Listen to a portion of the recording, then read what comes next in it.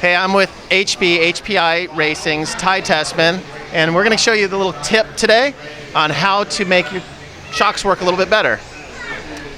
Okay, so first thing you want to do is when you're putting your O-rings in your shock, when you have silicone shock oil and silicone O-ring, if it sits in the oil too long, they'll swell up and then they'll bind your shocks up.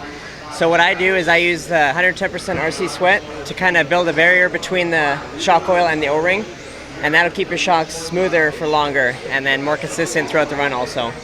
So what I'll do is just take a little bit of RC sweat on my finger, put the O-rings in the palm of my hand, and just make sure you coat them real good.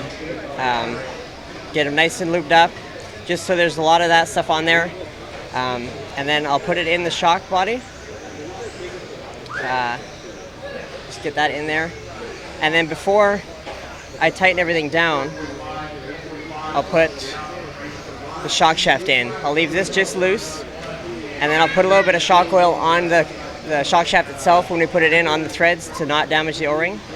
A little bit on the shaft, and then I'll just ease it into the shock body. Make sure it's nice and free, and then you can tighten this down. That way the O-rings don't get damaged.